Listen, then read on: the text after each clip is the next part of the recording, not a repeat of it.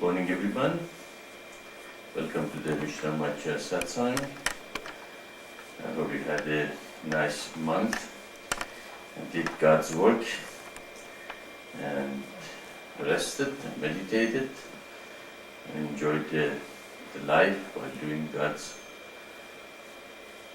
mission and learning how wonderful it is to do the God's work and how much joy it brings to you. And as usual, if there is anybody in the audience who is a new person, please speak up so we can go over the great sign for you, because everybody in the earth should hear about the great sign at least once, and that's our really one of the first step in our mission, to let everybody hear the great sign and our teachings. So if a new person is there, I stay silent for a while to hear if there is any.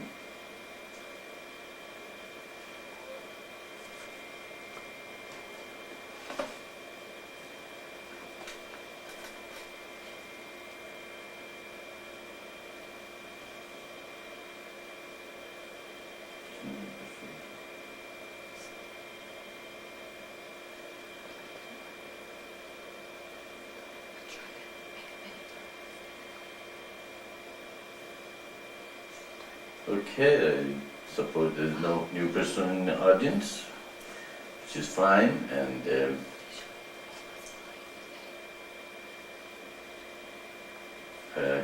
everybody would know, that we have a teacher in Florida, and I received beautiful feedbacks from, of course all of you received the feedback from Tahira, that it went very well. And if our effort just make one person here integrate the sign, our effort has given the fruit. And also the exercise of doing this together and learning and experiencing how it's done and become more efficient in it is good enough and worth the effort and the energy we put into it. And I think a lot of good things came out of the whole process, and everybody learned a lot.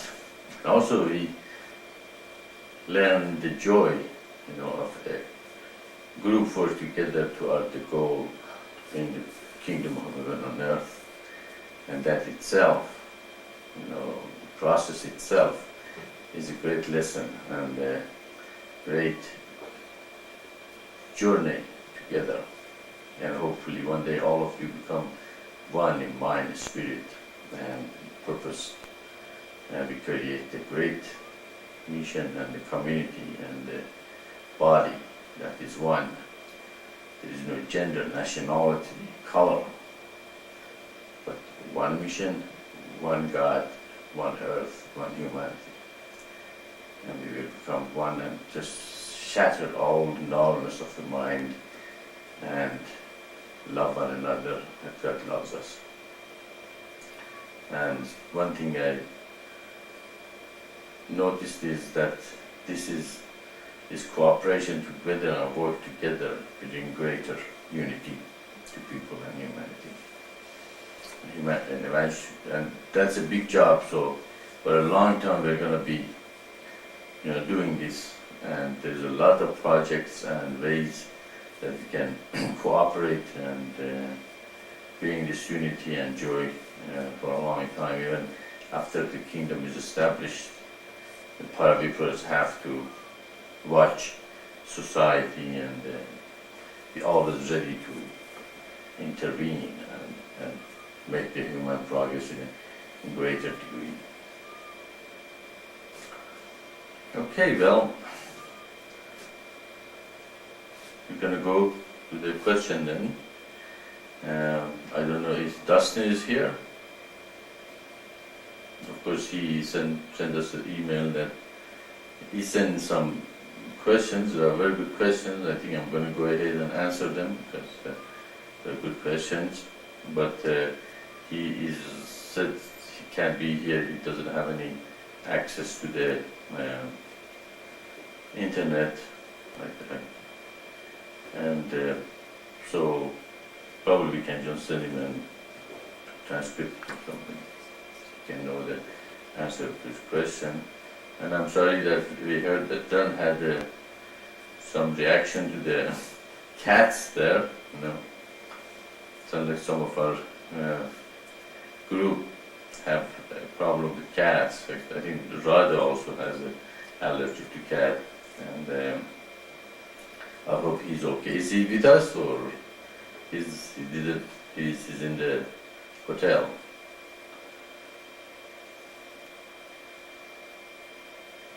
Maitreya, John is at the Days Inn Hotel, about 20 minutes from me. The minute he left the house and got away from the cat, Don said he was getting better on the way there, so thank God for that. But he was wheezing and it wasn't good. And so we're sorry to not have him be here, and he wanted to let you know why, and that he wanted to be here. Right. He felt bad about it. And we miss him, of course, because it's so community-like to have our members with us. Yeah, I hope you are enjoying him very much there in your home, and I know Tahira enjoyed it, and of course we received your email too that you enjoyed. He's a very intelligent gentleman and young man, and it's a joy to be with him. I'm sure you guys enjoyed being with him, and I hope he's going to have a lecture, very nice lecture tonight. And but he sound like coming there. You guys got tornado and hurricane there. It sounds like the same thing. Anytime mission come to the Florida, there's a lot of rain, and even the last time we had the Feast of a Tabernacle there. There was a hurricane was coming to the land when we were there. It never made it very strong, but there was a threat to get there. But no matter what the weather does, the mission goes on.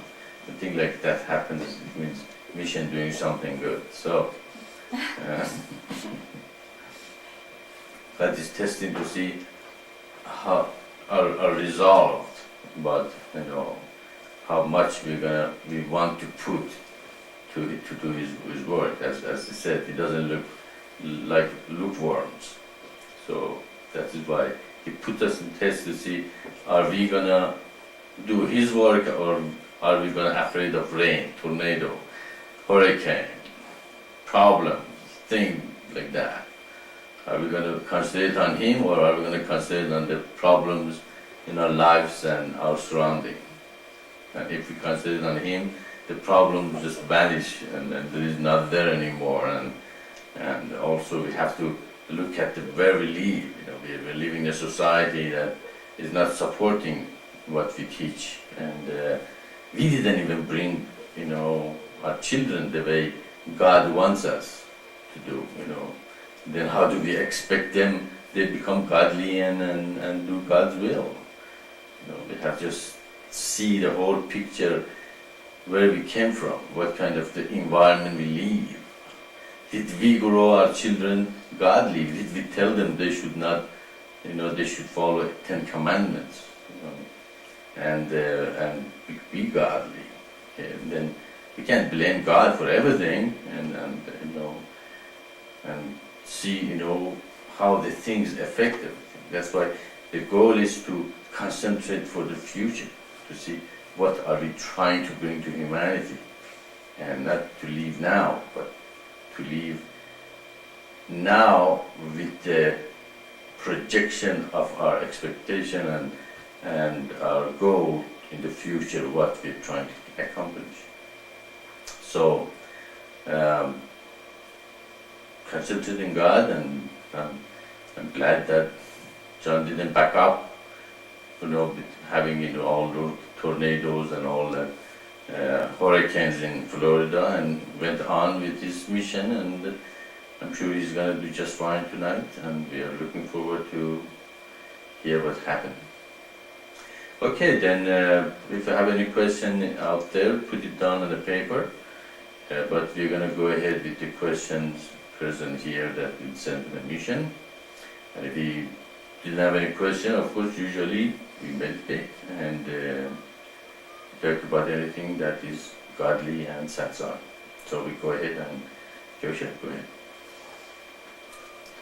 I was wondering if the military would be necessary after Coho was established.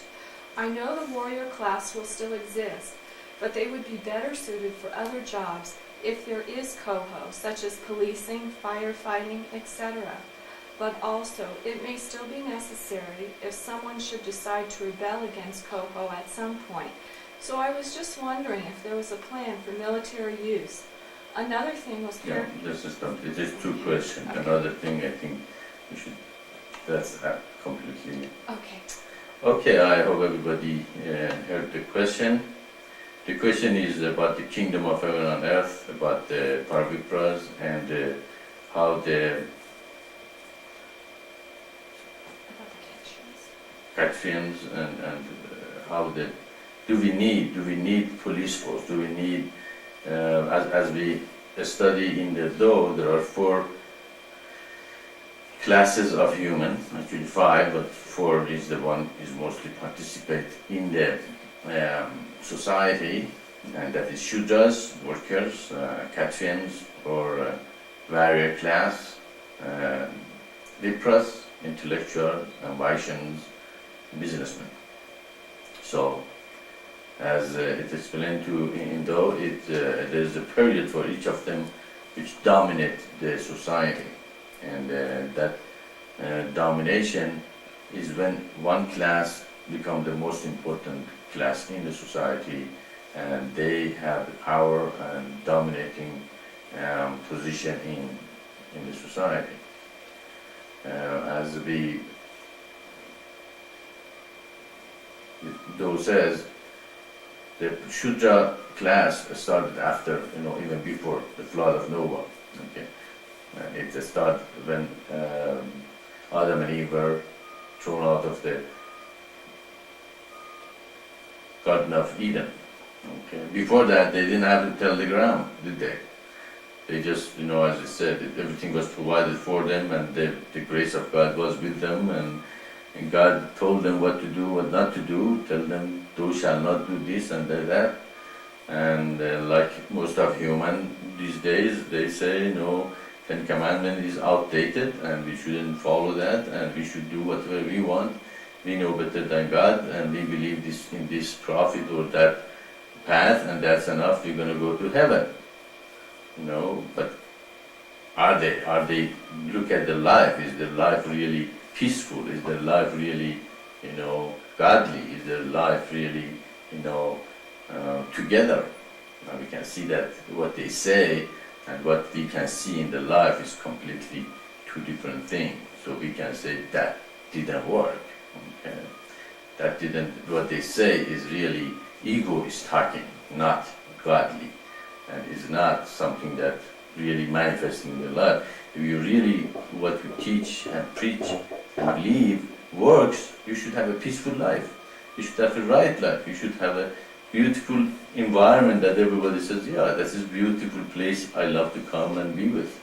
Okay? If you cannot create that, then you cannot say that my philosophy is correct. So that's what happened to Adam and Eve too. God said, I created you, I know what's good for you, I know how you can be happy, don't do those things. So he put some laws for them to follow and not to fall from the grace. But they didn't listen to God. The not eating of the tree of the evil, good and evil really means, I think what is good and evil. I'm not going to listen to God. Okay, I can make my mind. I can, just like watch, television or read and think it. Just everybody tells you what is good for you. what is right. They are the teachers and tell you should do this if you want to be. But nobody says what God said is good for you. Okay, there's a lot of false teachers and false prophets all over the place. In radio, in television, in papers, everybody is trying to tell you what's right and what's wrong. But nobody is saying what God said, what's right and what's wrong. And Adam and Eve said the same thing, we know better than him, what's good for us, And God said, oh yeah, alright, I'm going to just withdraw my grace to see, how you're going to do. And that's when they fell from the grace and they have to till the ground to have their food, available to them. So the Shuddha era started when the God threw Adam and Eve out of the Garden of Eden. And then they became Shuddha, they become workers. They had to work hard, they had to put a lot of physical work and thing into the ground to be able to gain, their physiological and safety. Because later on, after the flood of Noah, we see that Nimrod become king and the Catherian era starts. Catherians are authoritative, they are warrior class, they like to, gain the power and domination by waging wars and become policemen and firefighters. The people they like to overcome but force by ability to create armies and bring their subject under their control. Of course, the good ones are benevolent and they help their subject, bring peace to the subject and fight for them and defend them. So that Catherian mentality is, do we really need the Catherian mentality when the kingdom of heaven comes? That's really the question. If we have, eventually if the Paravipras are created, of course Paravipras, that explain Paravipras have the characters of all the 4 classes. They can work like a labor if it's needed, they're courageous and ability to become a leader like a Catherian and fight if it is necessary.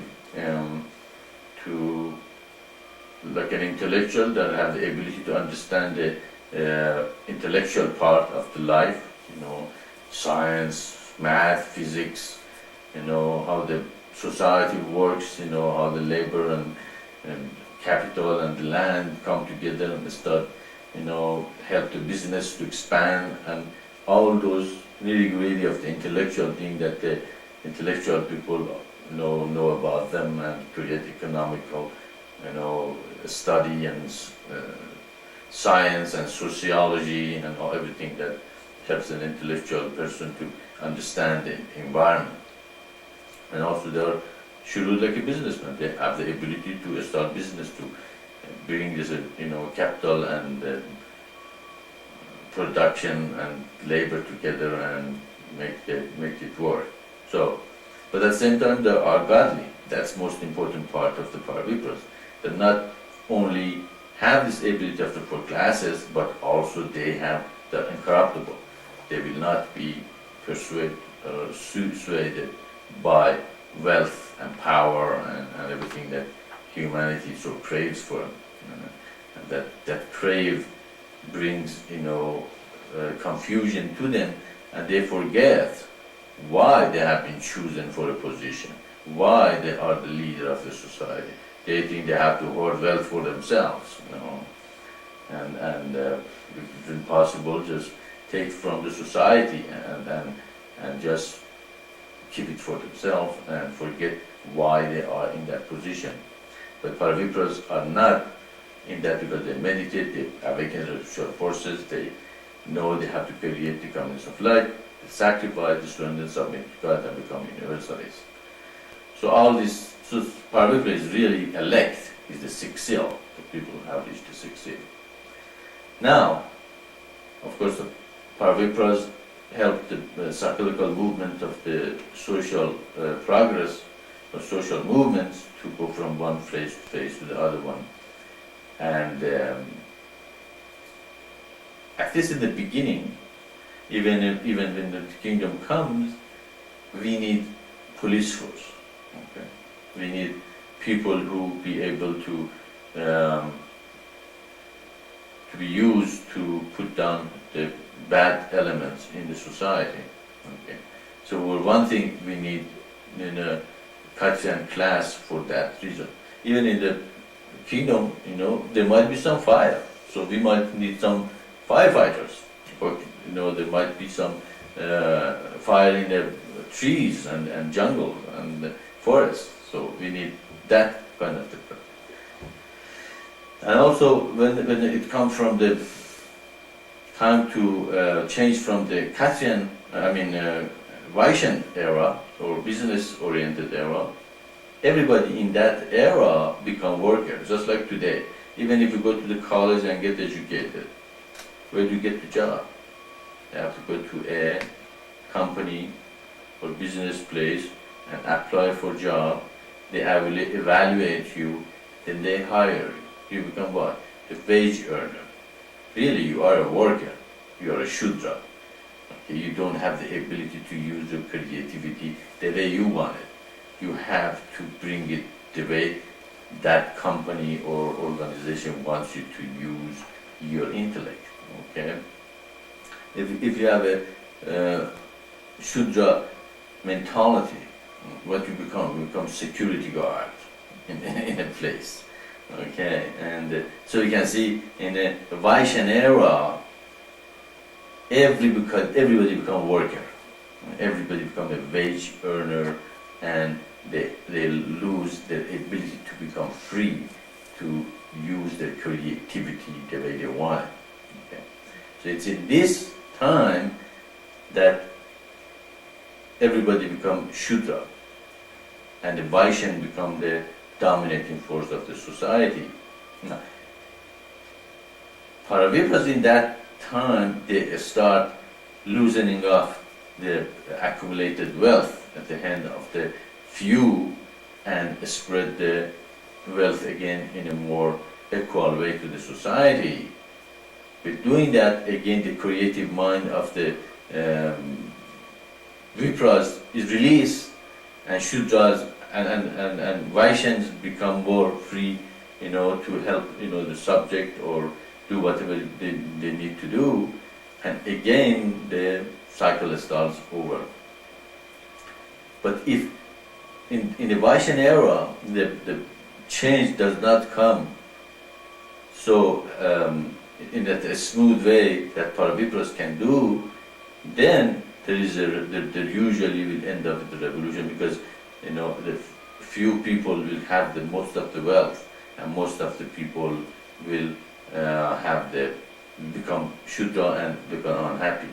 And we can see that unhappiness to a lot of people even today, that they feel, their life is just like a worker. They have to wake up in the morning, run to work, and work whole day, and they're completely, in the mercy of whoever hired them.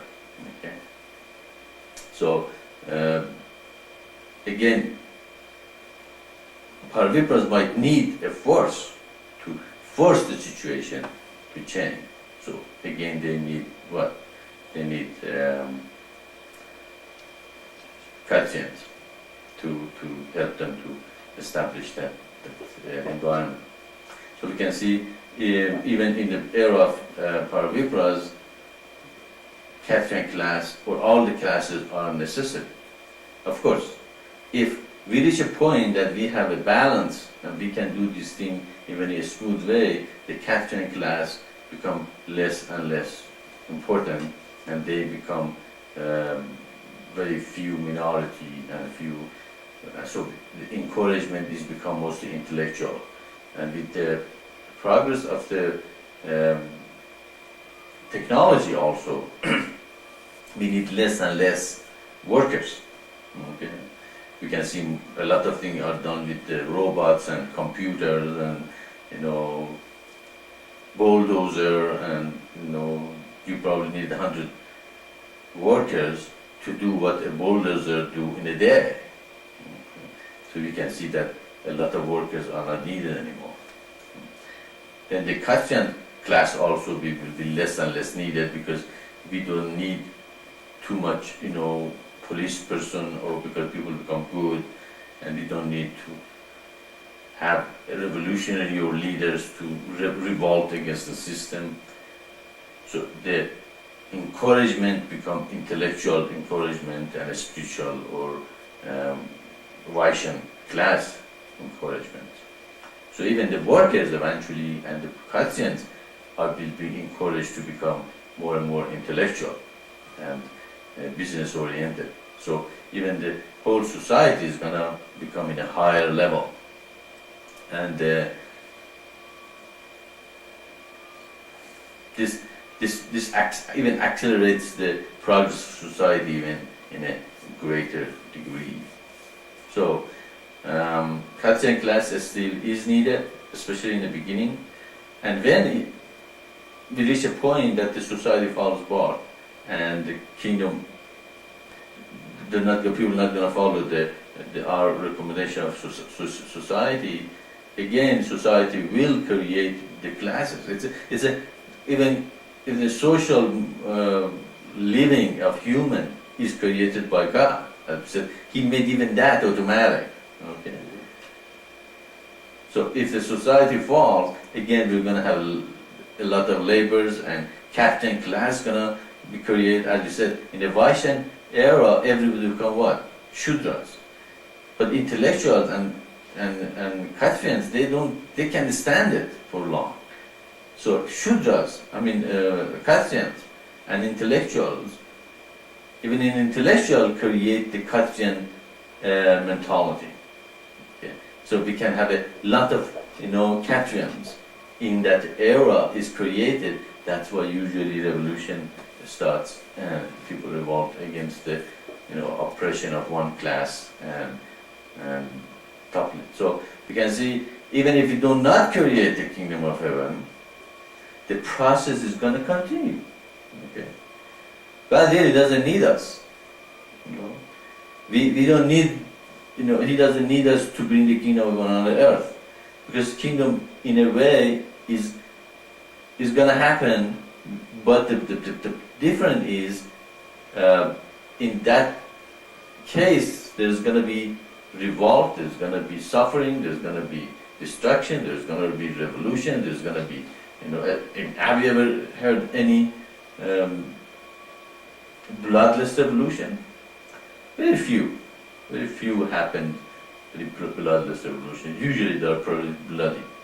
When the revolution happens, the people get killed, and it's not a very good sight. Okay. So, and also revolution starts from the bottom of the society. And that's what they have to, by force, bring the top of the society down to bring a new system over. But in our system, Parabipras are at the top of the society.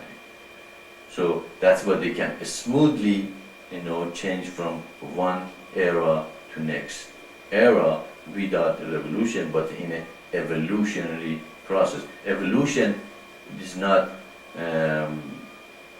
bloody. Evolution is very, smooth. Okay. So if people in the universities or people understand this or interested in this concept, understand this teaching, they will see how they can make human society much less violent, okay, and how to help this cyclical movement come and go without destruction and bloodshed and all that.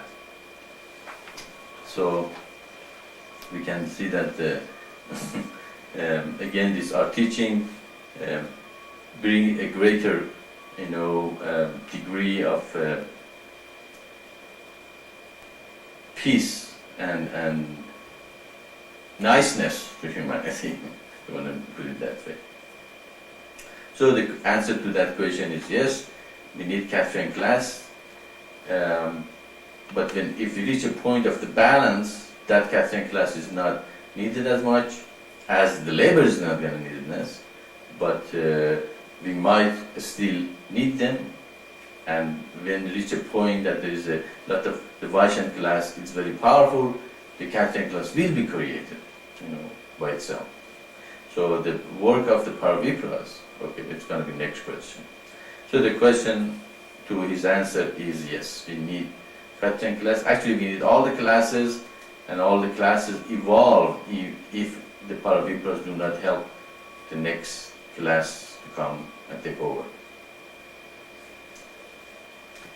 Well, yeah, it makes sense. He's not there to ask him if it didn't make sense, so I think it does make sense. Go ahead.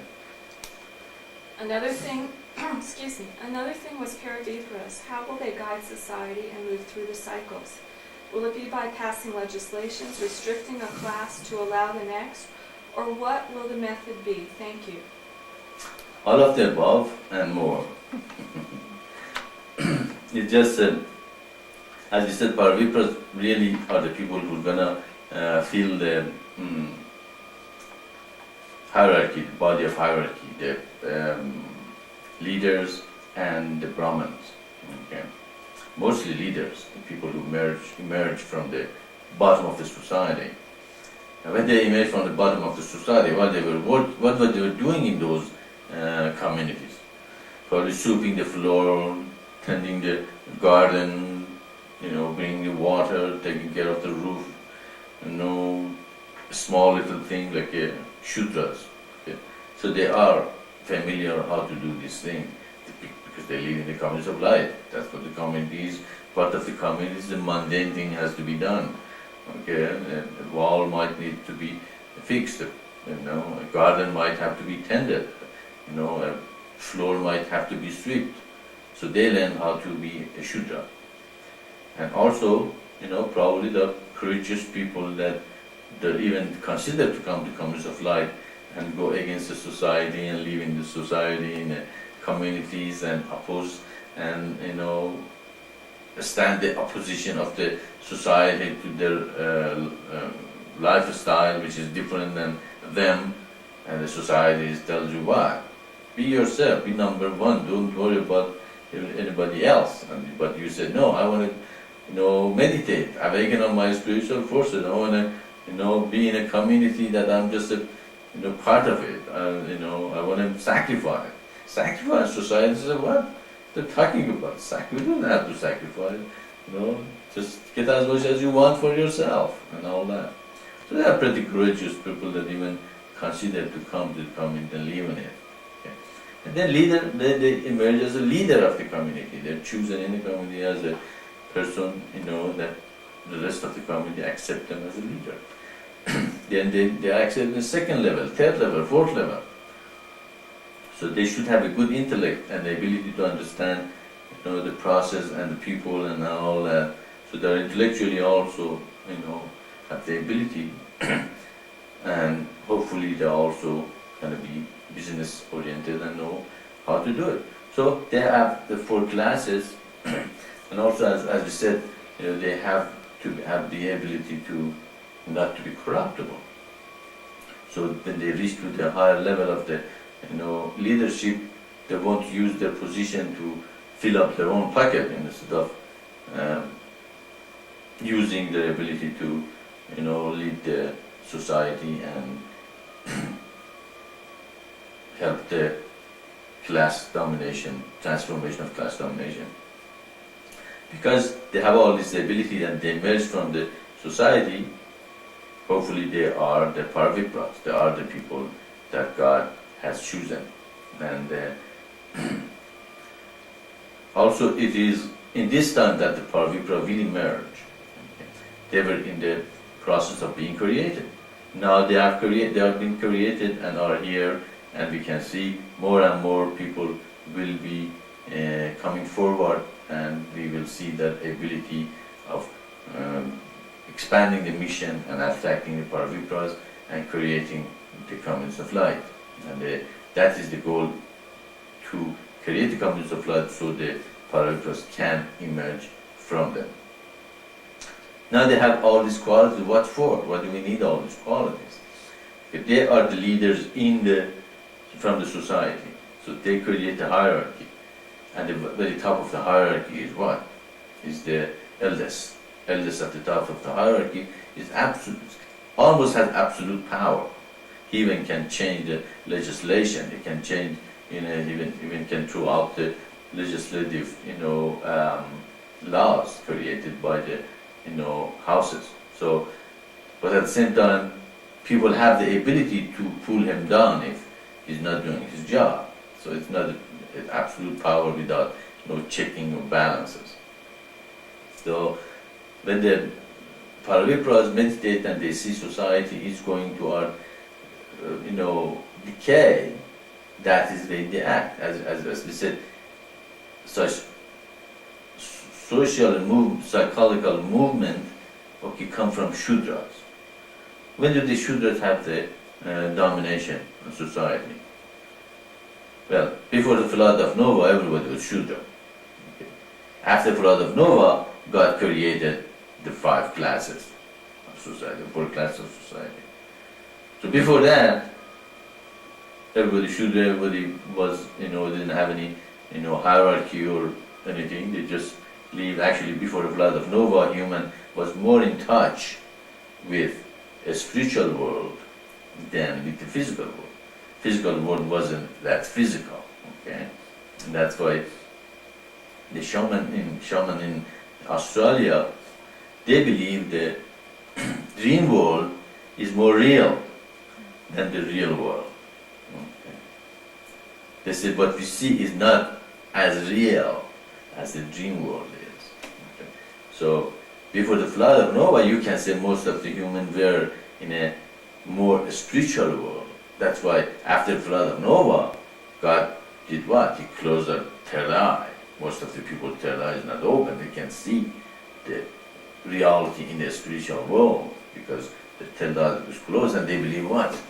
That their physical body.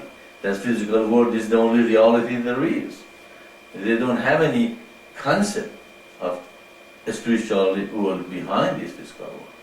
So this physical world to them is real world. But the real world really is the spiritual world that most of the people even not are aware of it. So, so the 4 classes are created. Why? Because these 4 classes are necessary to make the society also self-sustaining. As we said, God created the universe self-sustaining, right? But before the flood of Noah, it wasn't self-sustaining. It was only Shudras. They were mostly in the spiritual world. They had the spiritual power. They even could extract life form from other plants or animal and use it for rejuvenation and become more selfish way of prolonging their own life and all that.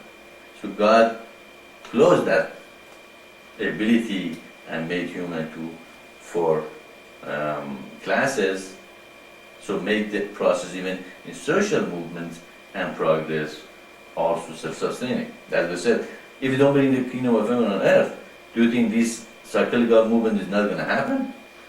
It still is going to happen. But the only difference is it's going to be violence. It's going to be happening in a very violent way. So after the flood of Noah, we can see suddenly we have kings. Before the flood of Noah, there was no mention of the kings, were there? There was never said there was a king. There was a Nimrod that was the mighty king. If we don't have those, because they didn't have those abilities. They didn't have the classes in the society. So we can see the Shudra era finished when the chiefs and the head of the community and eventually Nimrod came to the scene, and it continues to Nebuchadnezzar. Nebuchadnezzar was the zenith, the very top that the Katian class reached. So the Katian class come to its highest level at the time of the Nebuchadnezzar. That is why he has that dream of the statue with the head of the gold and the brass and the head brass, iron and the clay mixed with iron. And Daniel told him what? King, you are the head. You are the gold part of the statues. It means the Khatran era reached to the highest level in his era. And then it's going to be what? Iron, which was what? Grecian Empire. It also, Alexander was, considered as the greatest king. Apparently, in God's eye, Nebuchadnezzar was even greater than Alexander because he was very benevolent and all that. And then, of course, Brass there. brass. Silver and then brass. No. And then, of course, then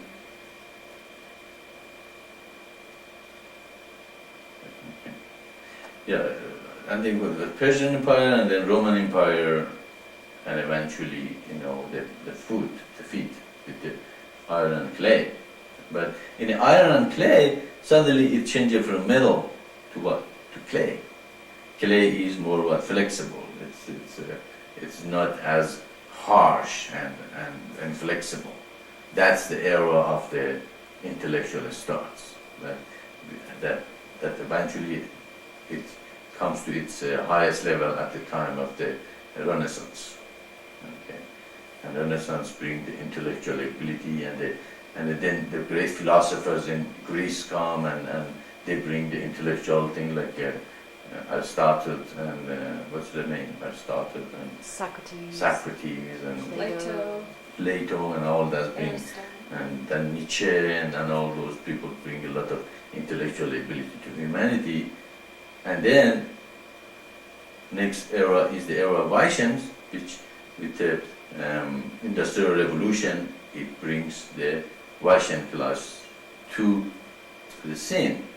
And then, of course, the Engels, Marx and Engels come to the idea of the thesis and antithesis. Okay, that thesis is anything in this universe have an antithesis. Okay, no matter what, when you push the wall, your thesis wall become antithesis, push back, and if anything have something against it. So they became to the idea of the workers are the thesis, and the businessmen become antithesis, and eventually few people become very rich, a lot of people become poor, and eventually workers revolt against the rich, and that is when the worker revolution happens. And after that, of course, is the social, system come, and eventually it's going to end with the communism, which they thought that was the ideal society. Nobody has any ownership, and everything belongs to the government, and everybody works according to their ability and take according to their needs. And of course, we see what happened to communism after 70 years. It didn't work. Okay. Where Russia is going is toward intellectual taking over and become business people, become a business-oriented society. Okay. And of course, United States and West took another path. They said, okay, all right, we take your idea, but we don't let the wealth become to the hand of the few. So they tried by social, laws to spread the resources more evenly to people. But it didn't last very long, did it? Even after 70 years, again, we can see that their theory was, in a sense, correct. Few getting rich and a lot of people getting just workers. Okay? So become Vaishyan era in this society. In Russia, the second era of Vaishyan is emerging. So here is when the Parvipras say, oh, right now, okay, Russia needs to be go to other intellectuals and learn how to use the resources and create business-oriented area. In other places, might they need to go to the other phase, okay, to spread the wealth again to the more even way, so release the creativity and do that. So you can see by looking at this, at the history, and how God explains in it that how these social movement happened before to this point, we can see quietly, very clearly, that what we're saying makes sense again, okay, even in a social level. Okay.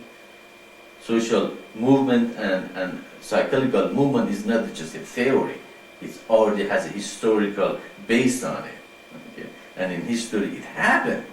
Okay. So it happened, therefore, that's good. How can we fix this thing? Are we going to go forever? We have, okay, what happened when the Shudra revolution happened in Russia? For a very short period of time, there was a chaos and destruction, and Shudra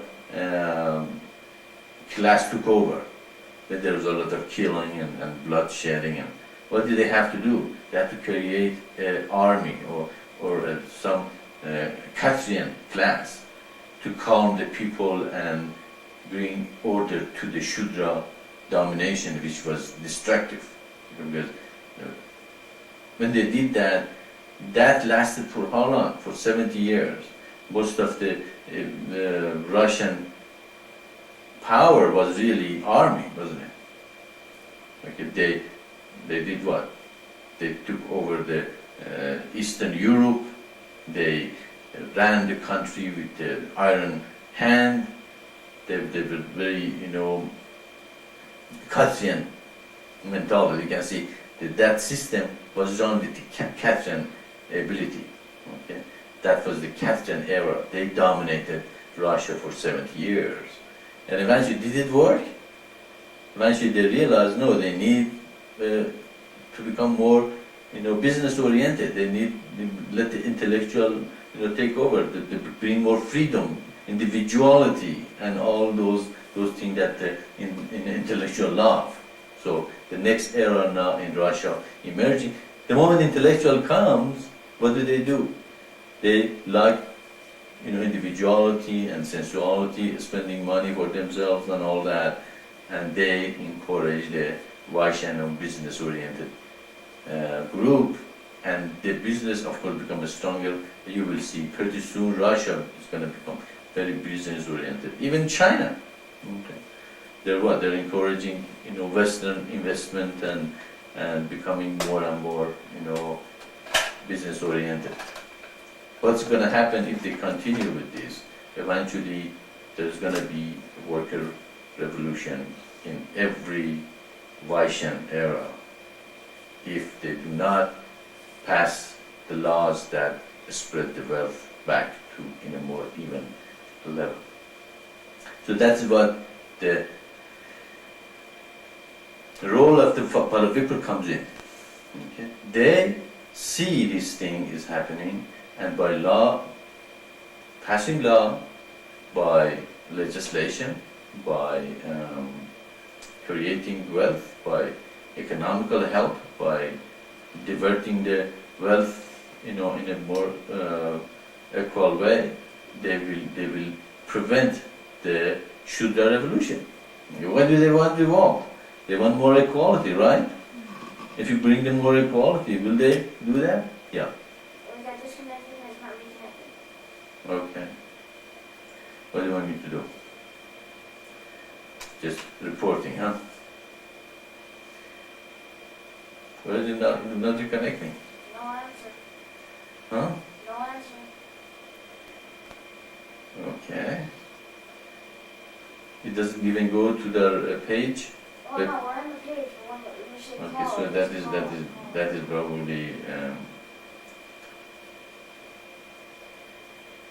what you call that server.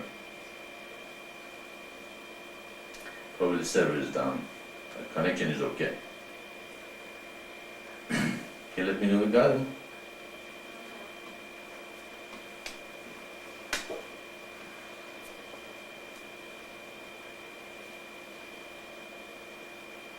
Who was there today? Shakti Radha Shivati Brad is there? Interesting. Say it again, Shakti Radha? Shakti Radha Shivati Brad. Right. The regulars, huh? Yeah.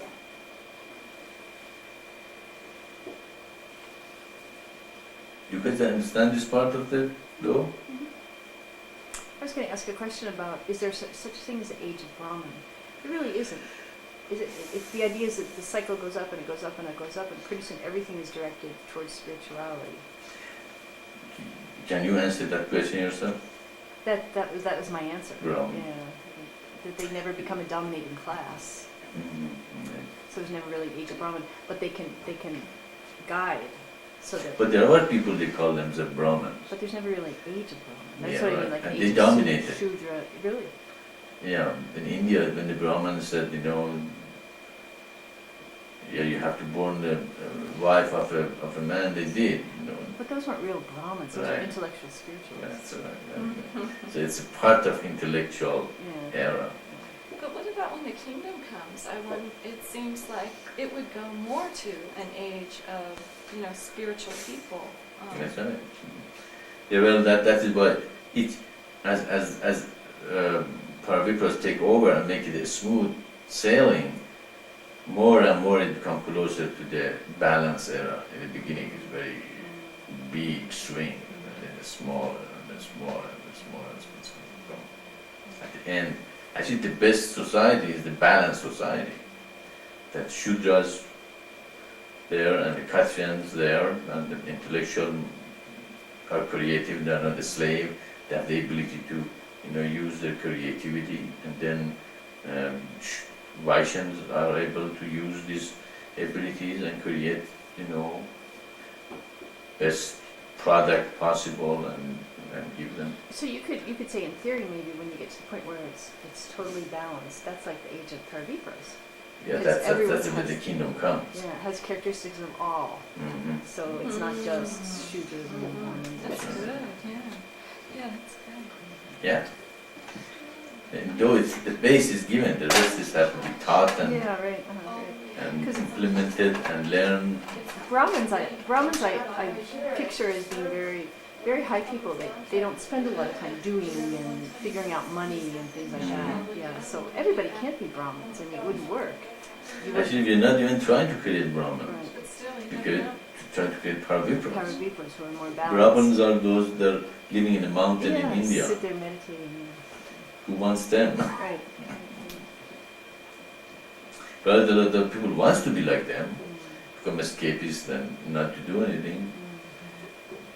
But probably 99.9% of people can't, because it's not a very easy job to live in a jungle and be naked and eat bird food and but then anyway at the end even Buddha realized that's not the way to enlightenment. Escapism. Now, a lot of this was realized by Mr. Sarkar, by Baba, or it was in the Hindu philosophy even before he did his writings? There is in Hindu the Shudra class, actually they have untouchable. Yeah. Untouchable, there is no class called untouchable in God's law. But that is intellectual, spiritual is created there. So probably somebody didn't like someone, he said it is or she's untouchable, and eventually it became a class for itself. We don't have untouchable, for example, in our teaching. And so they have Shudra, they have Kshatriya, they have Brahmins. I don't know if they have Vipras, they have Vaishyas. And that was in the Bhagavad Gita, those different categories. It's a part of Bhagavad Gita, yeah. Let's talk about them, but I think category, I don't know exactly what the category is and what, but I know that they talk about Kshatriya class, and the praise was Brahman class and Kshatriya. Even Vaishyan class was put down as not very good class. They kind of looking at them as scums or and untouchable, which below would have to do my, you round it off.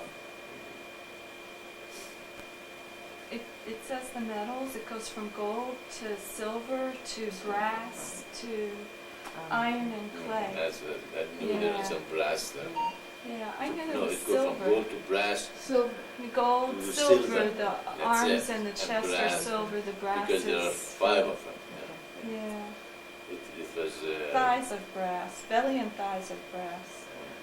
so it was Nebuchadnezzar, Grecian, Persian, Roman, and then feet of clay. So it means the remaining of the Romans mixed with the clay, which was intellectual people. Actually, Romans became pretty intellectual. They created senates and separation of powers and all that. But they couldn't quite get rid of the Caesar and the Carthaginian mentality.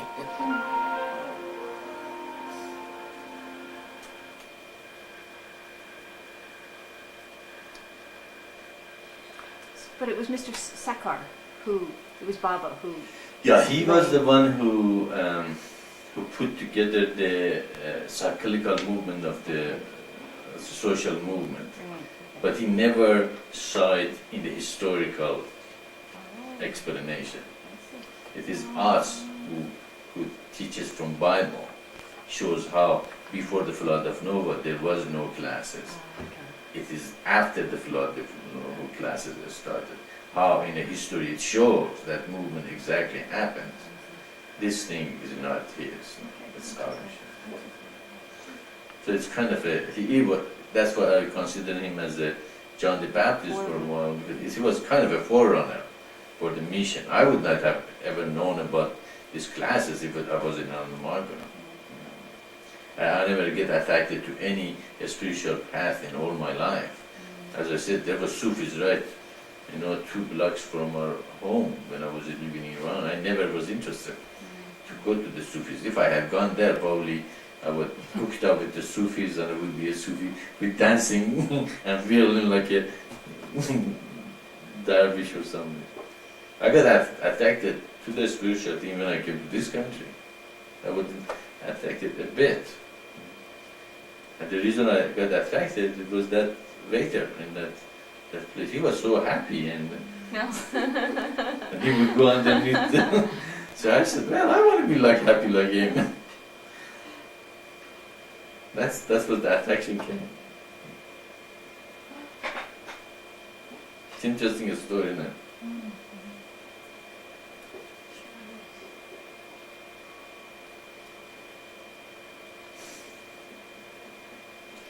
Are we in IG or not? I'm working. Not working. All right. Oh, the connection started for the server. It didn't go. Okay, it's vocal tech. What can we do about it? Hey, I just got in. You got in? Is anybody there? Well, we can't see. But we are in. Well, hold on. We're the only person there. Isn't it? Probably everybody got cut up. Hello, anybody can hear me? Yeah, Internet. no, where's activation? There we go. Am I going through? Yeah, we can see the names now. There's nobody there. Oh, here Radha. comes someone. Okay. Rather they come. Here comes Radha, huh? What is that sound? Here comes something. Here comes the bride.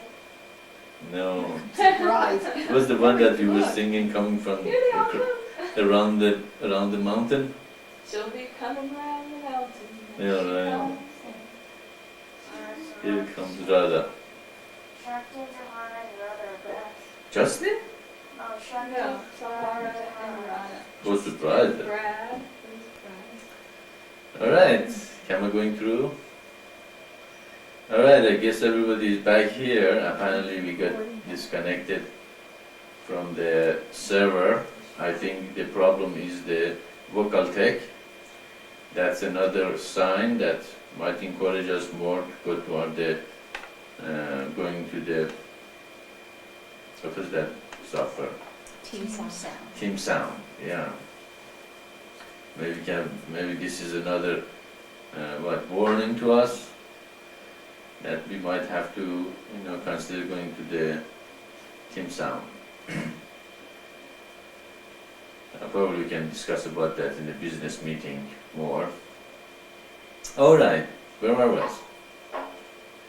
I'm talking about the cyclical movements and Okay. eventually getting less and less. Yeah, while we were gone here, there was a question about who brought the concept of cyclical movement to humanity. It was the Baba that, Ananda Marga, who brought the concept of the cyclical movement, of social movement, but he never explained it as we do, though that before the flood of Noah there was no such classes, and after the flood of Noah that new human was created and classes are created. Because he never explained Daniel and the the statues, the head of gold and the brass, silver middle and the brass stomach and the iron legs and the iron mixed with clay. Also, they never explained the historical facts of emerging of the Kachin class and then intellectual class and the Vaishyan class historically as Doe explains it. And also the guiding lights that Doe gives to the leaders for the future is not explained. So although it kind of he was just like a forerunner. If I never got to Ananda Marga, I would have never known about that. So that is why he is, again, why Baba is so important in our teaching, and it's considered as one sign. Of course, it's revealed as one sign, but he also brought a lot of, truth to humanity and love. So we can see that the role of Parvipras, as the question is, what's the role of Parvipra here? Okay, what do they do? So the role of Parvipras is to smooth the transition of one period to other period. So we have a smooth sailing, in a sense, in human society, instead of having revolts, having people become revolutionaries and create who oppose the government, and eventually a great fight and destruction between them, make the revolution to come and take over. But as we see, even those revolution doesn't stay very long, because they only support one class that they are supporting to take over, and that class again become dominating force, and again people, those who are not in that class, won't like it and create opposition to it, or eventually take over, and they become dominating class. The whole idea of the Paravipras is to smooth out the transition from one dominating class to another dominating class, and as the Doe explains, each time this happened, the transition from one cyclical movement to another become smoother and closer to the balanced state of the human society, and eventually we reach a point that society doesn't go up and down anymore, but become a completely balanced society between all these classes. Now, how do they do that? How the Paravipras are able to do that? As we said, Paravipras are the people who are the hierarchy. They create the hierarchy. They create the body of the leaders, and they create the judges and Brahmin class. And eventually they become what? The body of elders, and eventually the elders emerge from them. Elders' body have a lot of power, a lot of say in the society, so they can see where the society comes. Even if the legislative bodies pass as the bill or something that is not according to the social movement in that time, they can change it to something that is more according to the social movements. And also they can guide, they can teach, they can bring great awareness about the social movements to the society, so even legislative body can be guided to help the those transition. And of course, if nothing happened, hopefully elders is connected to God and meditative and knows exactly what's going on in the society, and he can guide the society toward the next thing. If they can't, then we don't have the kingdom of heaven on earth. We don't have the parameters. We don't have the correct hierarchy, and the social movement is going to happen naturally, which is happening now. And of course, there's going to be again destructive and revolt and all that. So the role of the Paravipa is to understand God's way of doing things and help it to happen in a smooth way. If they need to use the Kathrians, they might. They might have something to change things by force. But of course, they use the force not to destroy, but to bring about the change necessary. So we can see they have a lot of flexibility. It's not something we can predict what's going to happen in the future. But in that time, the Paravipas know what should be done, and they will do it. So you can see the role of the Paravipas is very, very important. Okay?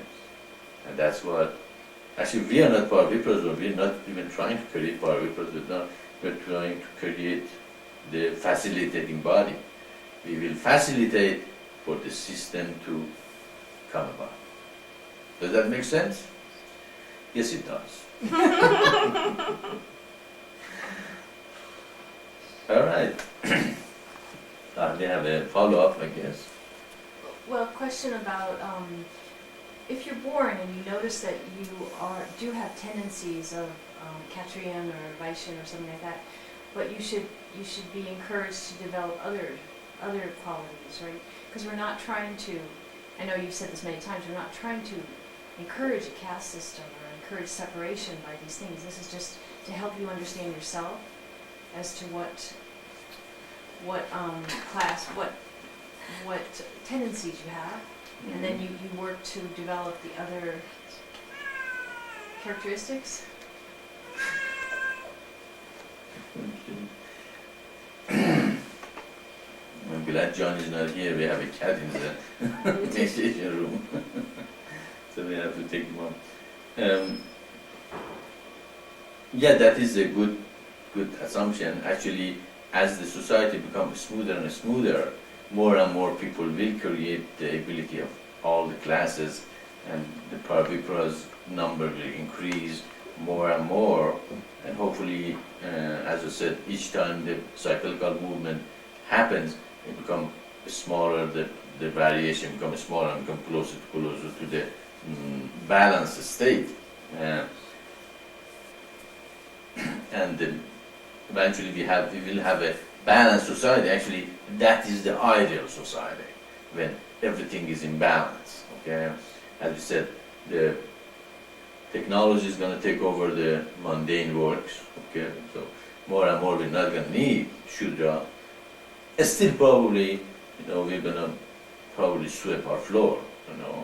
Unless we have a machine to sweep the floor for us, or mow the lawn, or two small things. Okay, put a screw in the wall, a screwdriver, or a special screwdriver, which is easier to do it. Even today they have screwdrivers which are, much easier than 20 years ago. You have to really work hard, but now they have a machine that, screws the screwdriver in the wall. So it becomes easier even for the Shudra. As you said, society if the people become higher consciousness and they are not violent, then criminals are, learn how to either help to know themselves and not to be criminal, and calm their mind. And who knows, we can create a machine probably, to bring you to the higher consciousness and calm the criminal down, or create the ability to change the criminal's behavior. Okay, so there is a lot of possibility in the future that we even cannot even imagine what's going to happen. But the base of it is to encourage the society to become a balanced society.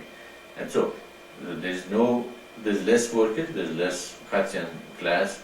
Mostly it's going to be intellectuals, which we encourage even intellectuals become spiritual, more spiritual. And Katian, Vaishyans actually is intellectuals directed their intellect toward the hoarding of the wealth and physical thing. And when we can teach them to meditate and realize they can take it to the grave. When you die, you're going to leave everything here. Why are you so greedy? And also, if physiological and safety needs of everybody is provided, and when you get old, you don't have to worry about how we're going to live. You're not going to be in a street. Somebody's going to take care of you in the communist of light or society. People don't have to be worried about their CDs and their investment in a stock market and how much money they're going to have when they're retired. Are going to have enough to live on it or not, and all that. So that fears that exists now is going to be much less. Hopefully, eventually, is eliminated, and we have the society that people live here and now, and that will create.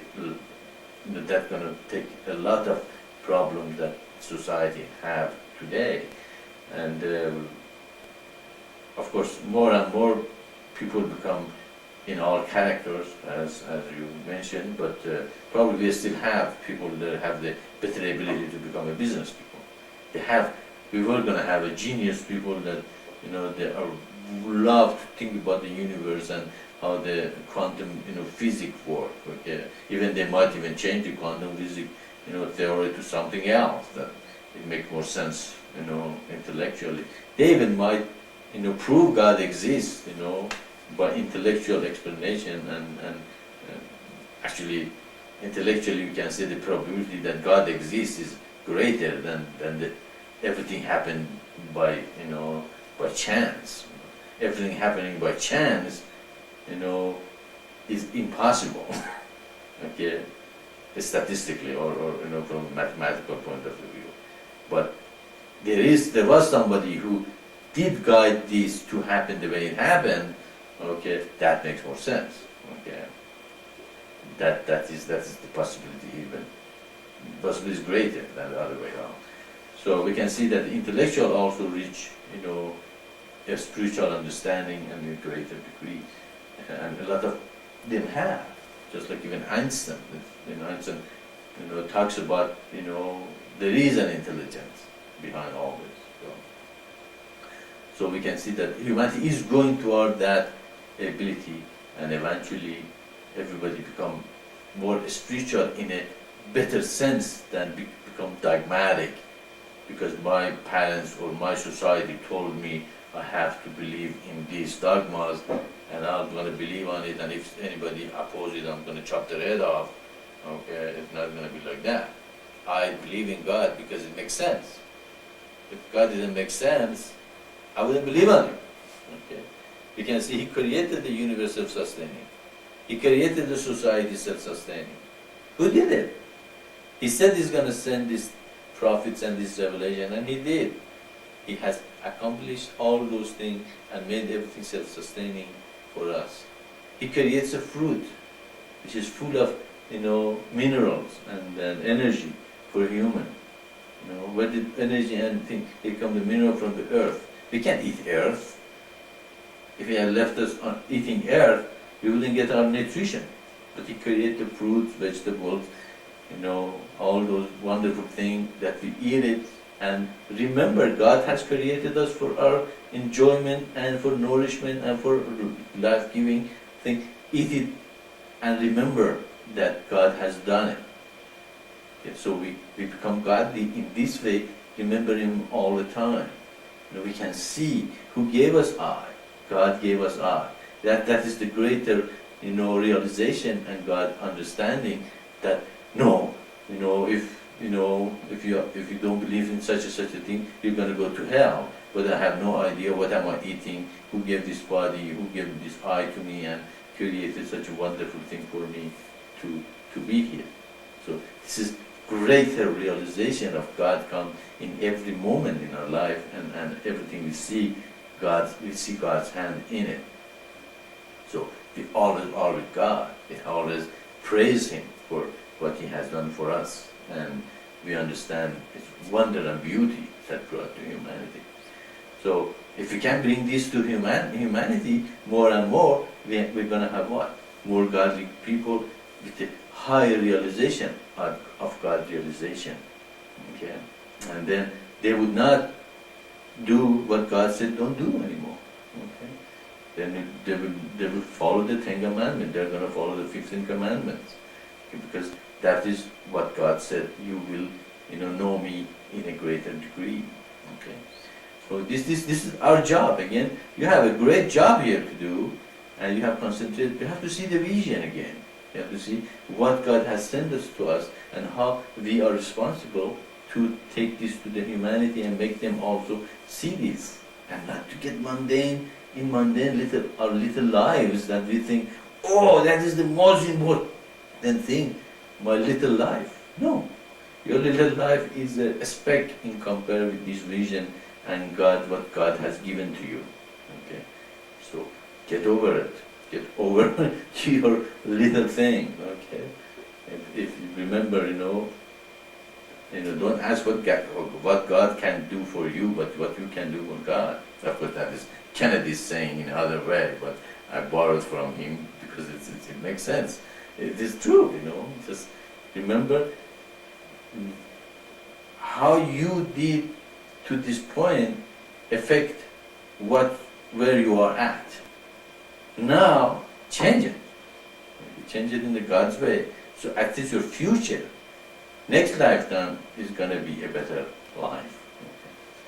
So we can see that all these things, again, is our responsibility to bring to humanity, to educate them, to bring a greater faith, not by dogmas, but by bringing them to see God in everything they do. Okay? And even when you eat, look at the food as God's blessing that gives you nourishment. God brought those minerals into that fruit, to that vegetable, to that water you drink, or the food you eat. Who brought those things together for you so it nourishes your body, so you can have a strong body and use it for God's purpose. So don't be unaware of God's doing. Become aware. That's what awareness is. What that meditation is, isn't it? To become much more aware of things. Okay. When you become more aware, then anything you do become godly, and you see God's hand in it. That is greater faith. All our ritual is not just doing them automatically, but doing them and realizing the word. I pray my salutation to the Divine Father.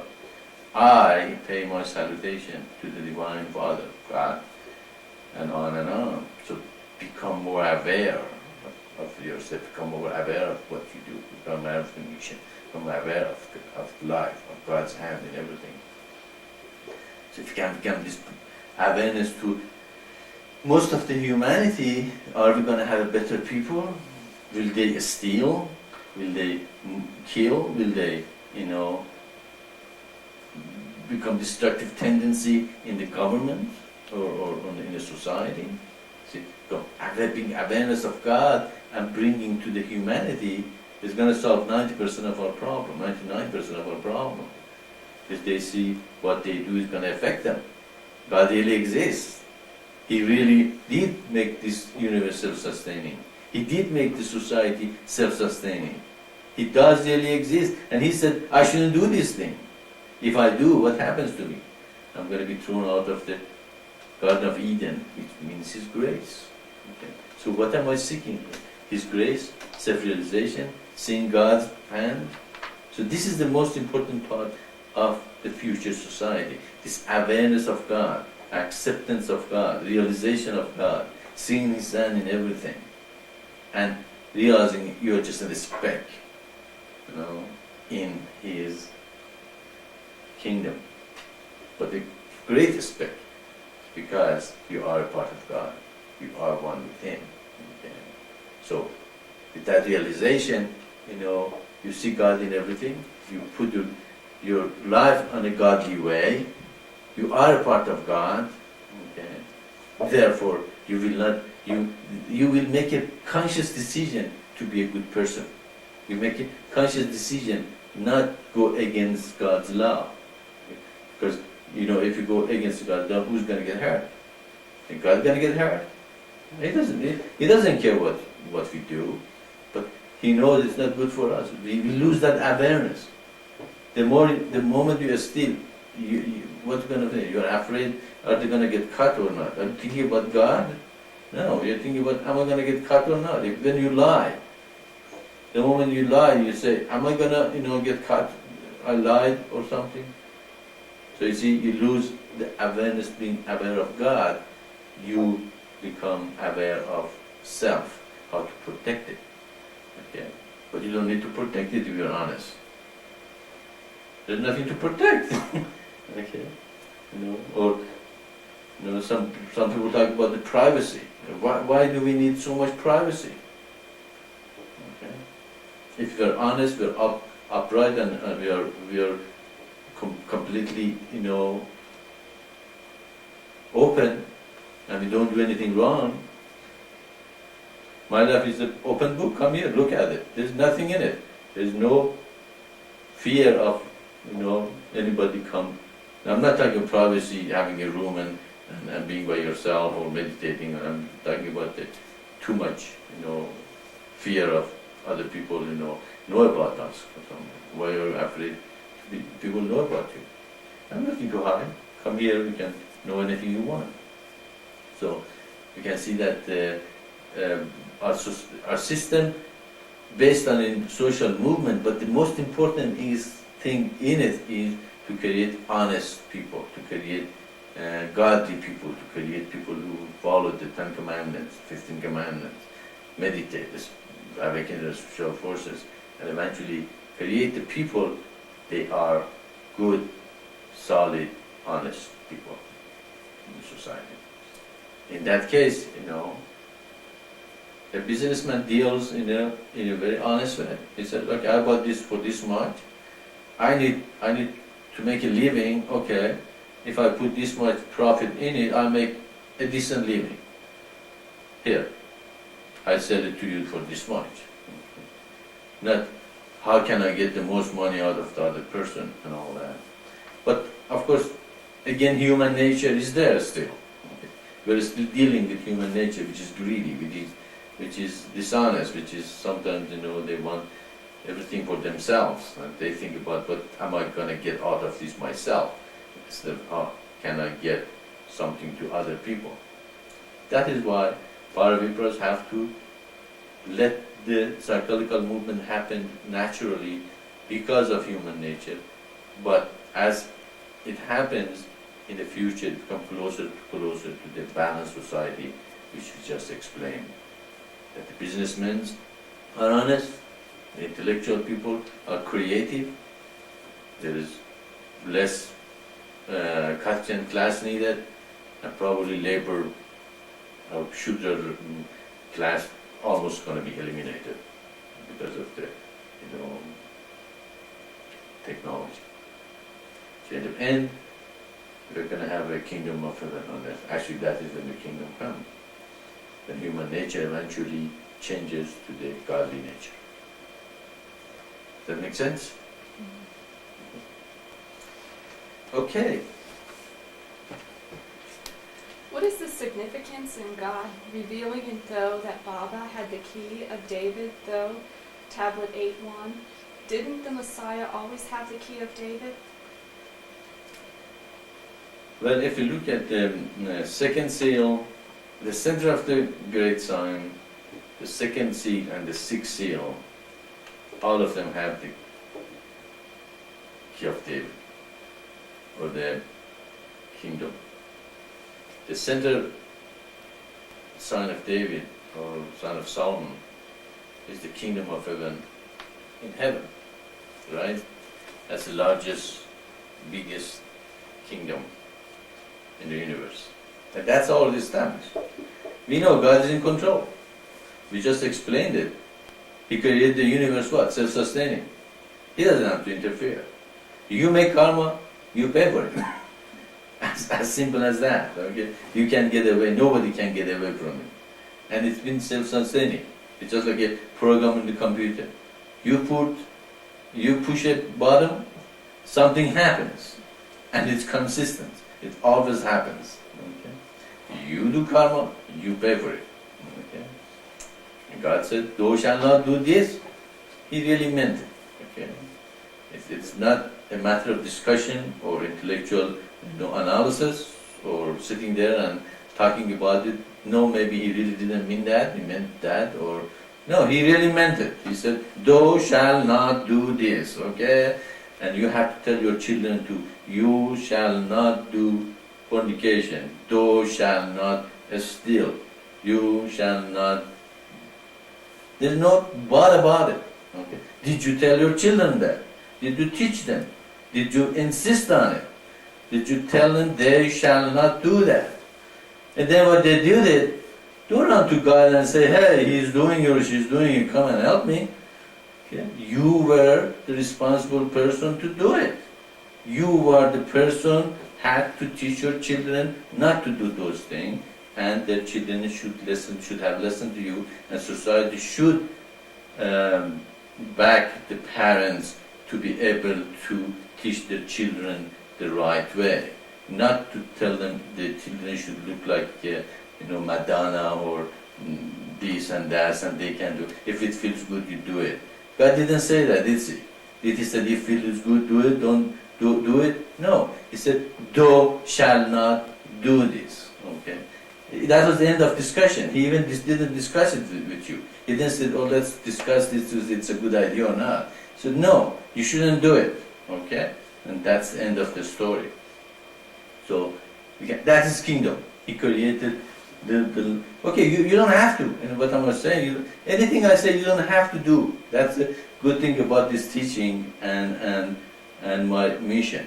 I'm saying this thing, you don't have to do it. It doesn't bother me.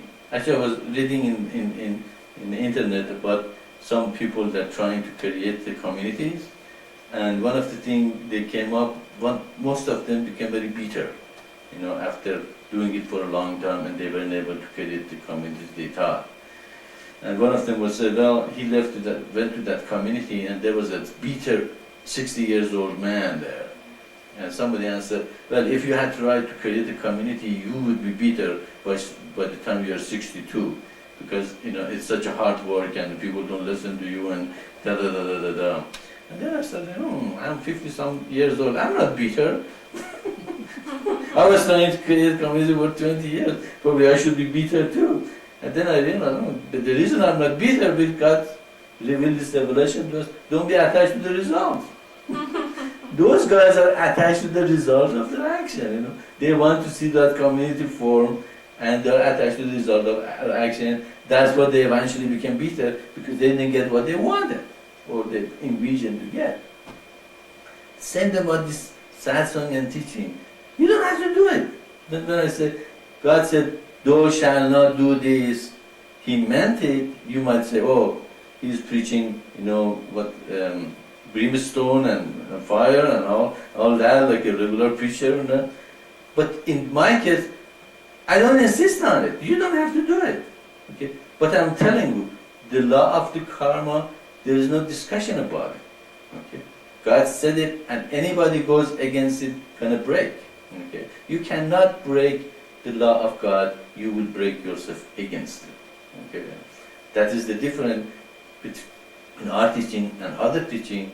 We give you a choice. Go ahead, do it. But we tell you, it's going to happen to you. Okay? No matter how much you discuss about it. And that's what we have to teach humanity. Humanity eventually to realize that their action have a consequence. Okay? They have to take the responsibility. They have to discipline themselves.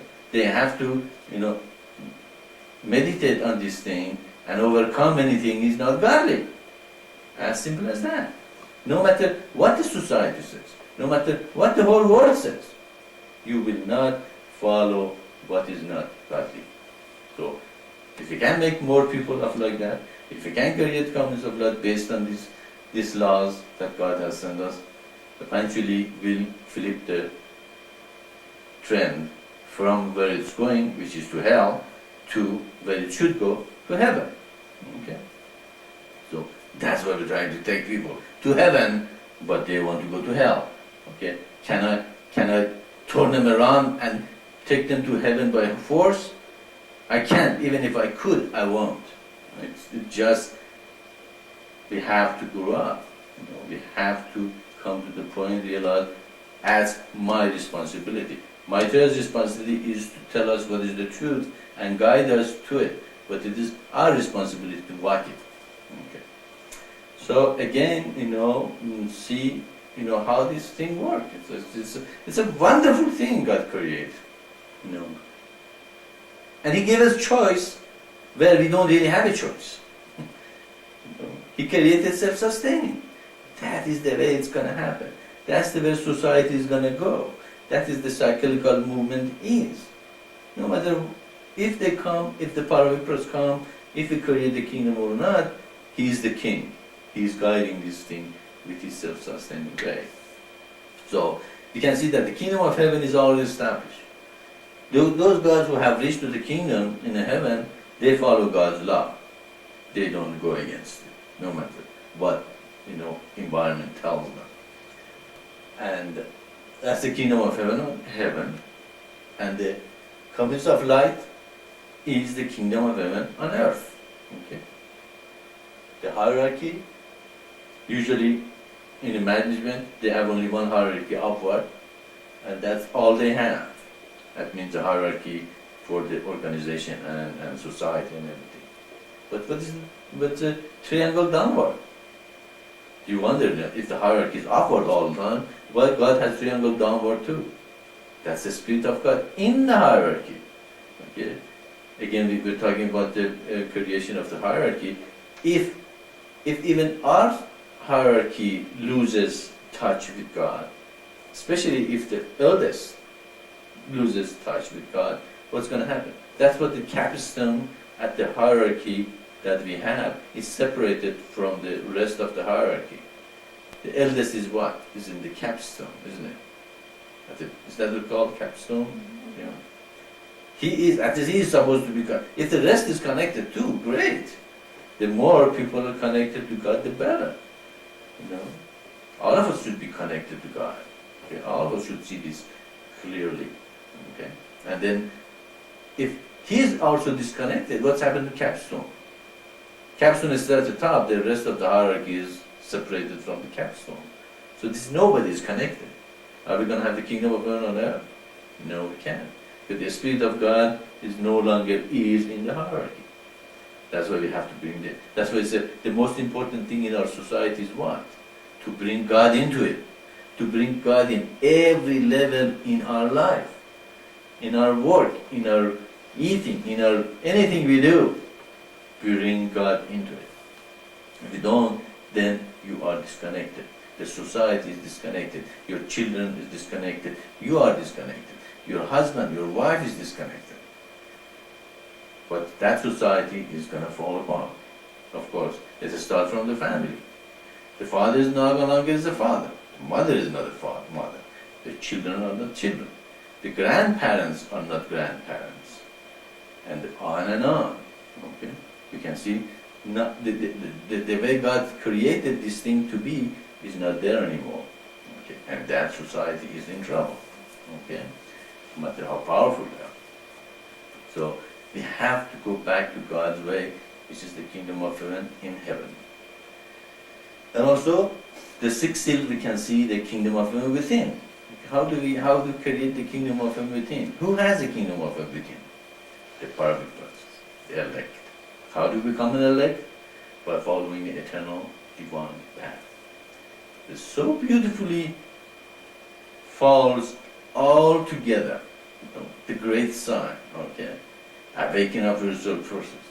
That is meditation and concentration and chanting and dancing and whatever helps you, awaken your spirit. Know thyself to know God. But is that enough? He says no. Gates of the comings of light. Comings of light is based of the kingdom of heaven on earth. That is where the hierarchy come from. That is where our whole system that we just explained will evolve. But being in community is enough? No. You have to sacrifice for it. You have to become selfless. Forget about being human, but become godly. Self-centeredness is the selflessness. Then surrendering and submissive to God. What's the will of God for me? Okay. What am I best in this society, in this community, in this movement? Okay. Another thing, mission is a movement. It's just not a teaching. If it was just a teaching, we would have been a space kind of a teaching. Don't worry about it, just meditate. You're going to be okay. That's a teaching, it's not a movement. We wouldn't need computers, we didn't need teachers, we wouldn't need, the things we need to make this mission. If it was just a teaching, we didn't need resources, we didn't need to charge you guys 10% of your income so we can get this mission. It's a movement. Movement needs resources. That's what another thing all of us have to realize. Mission is not just a teaching, it's a movement. Okay? And movement needs resources to move it. You see, movement, it means moving. Movement means energy. It needs something to make it move. Okay? So we can see that, we need these resources because it's a movement. And then, of course, you become universalists, and you become when you get succeed, what do you have? You have the kingdom of heaven within. Okay, you create the kingdom within yourself. Okay, and that is why all those three signs, they have the Star of David or the Sign of Solomon in them. Each of them is related to kingdom. Kingdom of heaven on heaven, kingdom of heaven on earth, and kingdom of heaven within you. That's why Baba's sign has the kingdom in it as well. Does that answer your question? So you can see that also other messiahs or other teachers might have that ability. Actually, if you look at any teaching or any teacher or any prophet or a messiah, they always talk about the community. There is not one teacher or God sent, messenger who did not talk about the community. Buddhism, there was Sangha and Dharma. Okay. Hinduism, okay. They talk about the, marriage and wife and husband and community and how they pray and do, every morning prayer. Judaism, they even talk about the, tribes. Okay, the 12 tribes of Israel. Christianity, they have Christian community and they created Islam. Islam is an ummah or a community itself. Okay. And on and on. So we can see the communities always talked about, but no one ever came up with such a crystallized explanation of how you can create communities of light. Which is the base of the kingdom and our teaching. So, and because each of them talk about the kingdom, they have that kingdom of God in them. Kingdom of heaven, the Son of Solomon, kingdom of earth, Son of Solomon, kingdom of within is the rising sun which eventually make you understand the teaching. Does that make sense? All right. Okay, next question. In Holiest One, Tablet 18, page 26, only when a human finds his other part will he become perfect, verse 4. And they were separated from each other, and each was something less than the image of God. Only when these two parts join each other, either on the material plane or on the spiritual plane, can they become perfect again, verse 6. What happens if our other part is not following the eternal divine path, or if he or she does not want to hear about God? Well, this is the topic that we talked many times and explained many times in our satsangs. And and it's a very complicated subject as we talked about. First of all, your other part might not be even embodied. Okay. Second, your other part might, be in the body, but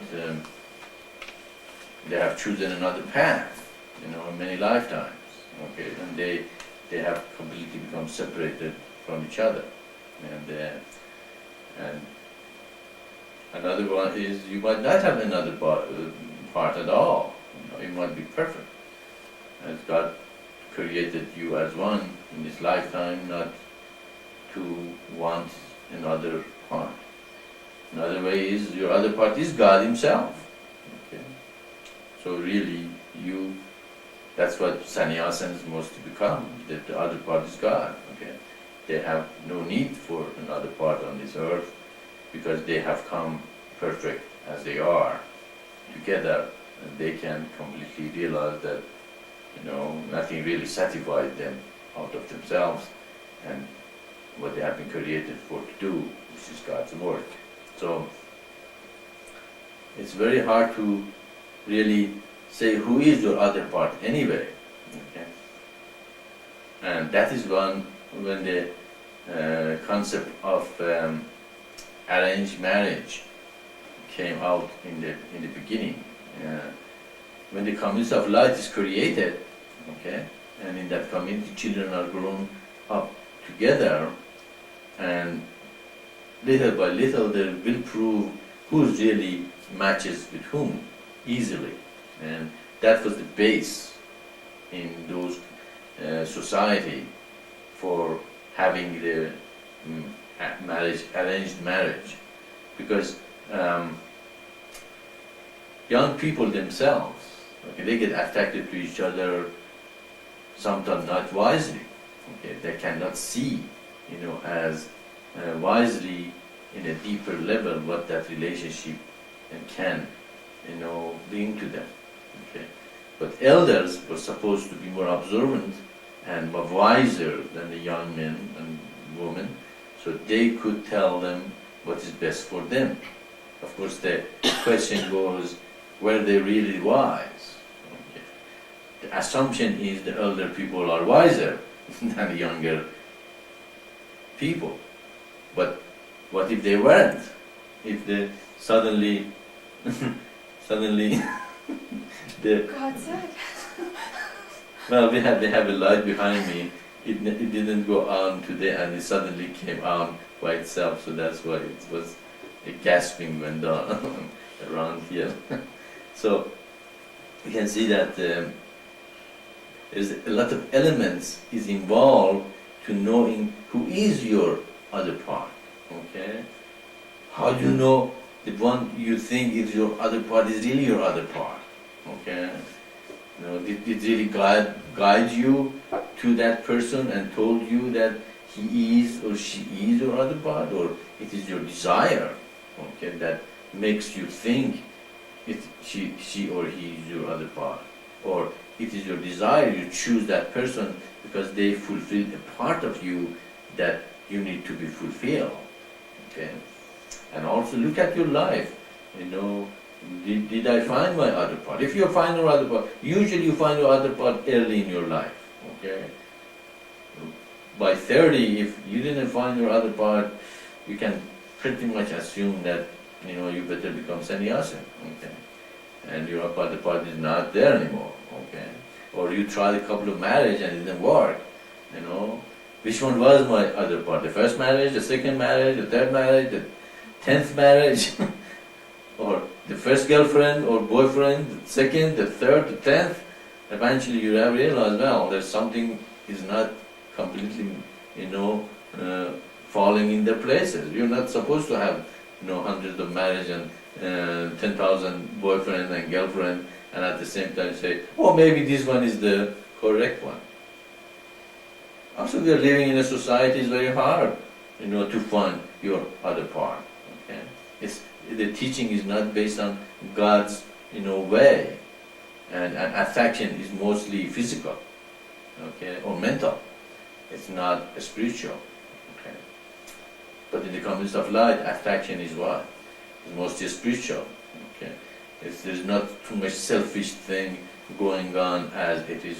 You marry someone in 6 months, or you live with them for 6 months. After 6 months, you tell them, you don't understand me, and you go, hey, I'm not supposed to understand you, I'm supposed to understand myself. Of course I don't understand you, because I don't understand myself first. Know thyself. He never said, know your partner, he said. Know thy partner to know God. He never said that. He said, know thyself. Of course, if you know yourself, you know your partner. Because human is human. They have the same, problem, the same ability, the same desire, the same, attachment, desires. So when you know yourself, you know your partner. With all that, if you know yourself, you actually have everybody as your partner. You can marry, two people can marry each other even if they are not each other's flame. So when Do is talking about they were not perfect, it's talking about people, the regular people, they could come here and they are not perfect, they are not spiritual, they're not thinking about God, they don't want to have nothing to do with the mission and realization and bring the kingdom of heaven on earth. They got just some regular people out there that they feel very disconnected from God and feel imperfect, and they don't have any vision, they don't have any mission, they don't have any calling in their life. Okay, but there are regular people that the only thing they are interested in, how can I find my other part and get married and have children and live and die. Okay. But the people who are in the mission and then they are called for such a great teaching and revelation, they should be higher than regular people only thinking about, where is my other part? And they will dedicate their life and their life to the vision, and the rest is not important to them. If they have such a high people, I'm sure their other part is high too. The other part cannot be, low and not thinking about God and the mission and the vision that God has given to them. Because they are such a high people, they will affect their other part to become high as well. And they have been for many lifetimes. So the other part also will become very high for them. So if they don't, then you have to look at your life and meditate and say, why? Why is it that I'm attracted to, mission, and my partner is not? Maybe you're not each other's part. Okay. Maybe you choose that other part for other reasons, which is not completely, based on God's, physical attraction, mental attraction, financial reason, comfort, okay, the desire to have things he or she has, or it's not completely, you didn't go for it because, God said really he or she is other part. So that sentence is based in a lot of assumptions, okay, and it's based in godly way. It's based on you really are connected to yourself and you know yourself, and then God puts another person in your path, and you just like magnet hook up with each other, or you see a godly reason to hook up with each other. Okay. In my case, I didn't thought I'm ever gonna marry, because I never thought I'm a married person, a marrying person. I had too many things interesting going on in my life to, spend my life, just fulfilling, life with a married life. So. But I had no choice. God put me in a situation that I had no choice, and give vision to Saraji that it's about me, and she she see me in her third eye, and it just happened, and it worked fine. She's my best friend, and I love her very much. And is she my other part? I always felt I don't have any other part, but that is great. That she's such a great lady that God put in front of me, and we're very happy. We're very happy. I'm very happy. So you can see that you don't force the issue. Okay? You don't look for it. You don't go out of your way to find your other part. Okay? But if it happened, if God gave you the ability and find such a person that you can become one, especially you have a purpose. If your other part is taking you away from God and your purpose, then you have to think very hard and twice. Actually, you have to let that other part go, okay? Because they are obstacle. They are not helpful. That's why I love Sariji. She's not obstacle in my path most of the time. So, but if she is, if she ever will be, I have to let her go. Because no matter what, God is number one.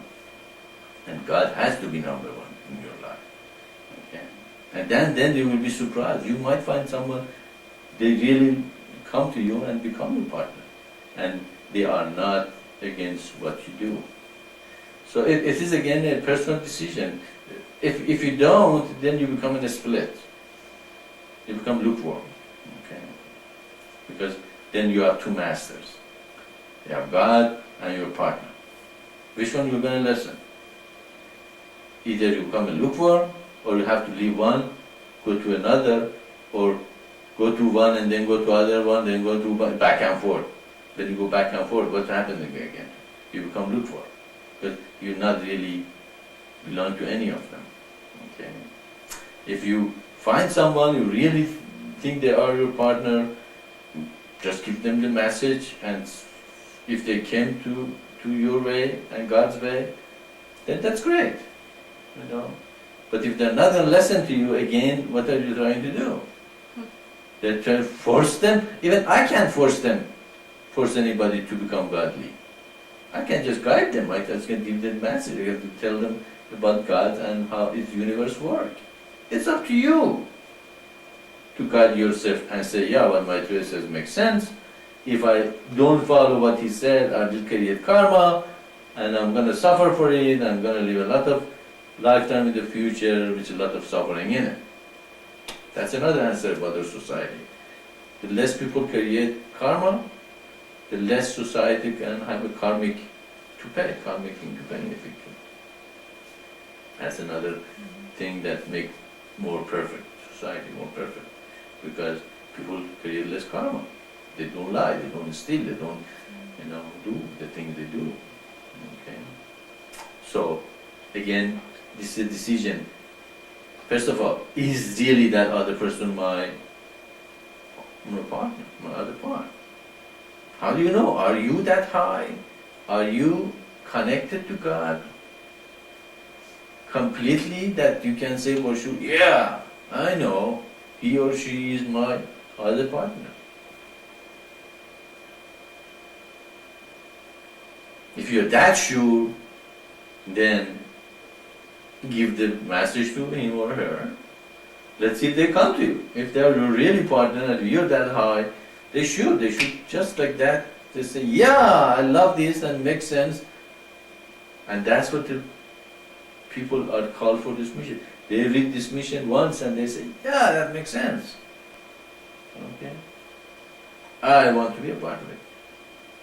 Okay? And then if they came to you, great. If they didn't, then again you have to think twice. So, which one do I want? God or my partner? Is my partner is as strong in me as God is? Then you're lost. You have another master. Or God is more important to me and this person is not, with all the things I thought he or she is my partner, he or she is not. Because if I am that high, I am connected to this mission, highest realization, highest revelation ever, and I'm called for this mission, and my partner is absolutely different than I am and is very low, then how could it be? Therefore I made a mistake, it's not my partner. Okay.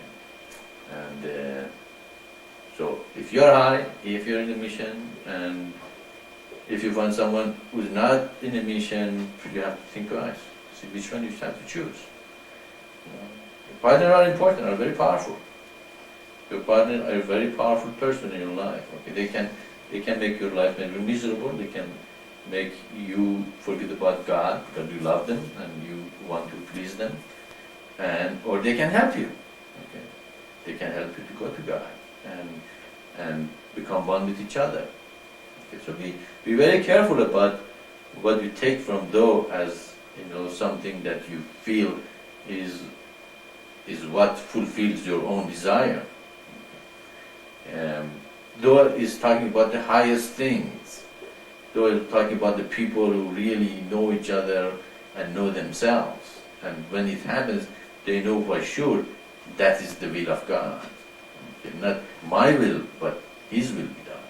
So pull yourself up to that level. And if you're there, you find someone that they are one with you and they can help you in your spiritual progress, great. But if they are taking you away from God, again, it's your decision. I'm not going to force it on you. It is your decision to say, which one do you want? Okay. I hope that makes sense. And hopefully, we all become great people, that our own desires doesn't change the meaning of the teaching and though, and we see though and its word exactly as it's meant to be, and not as our desires want them to be. Because, as I said, those words are for regular people that are here for little small life, just find a partner and maybe evolve. But in this mission you have such a high vision that nothing at all should sway you from being one pointed toward this mission. I hope that makes sense. Our time is up, and if you have any questions there, send it to the mission for next month. And I wish you all well and a godly month. The next Satsang is going to be not next month, before the Feast of Tabernacle. How all of you made your mind to be here or not for the feast. But if you are even not here, I hope you keep it wherever you are. Salam.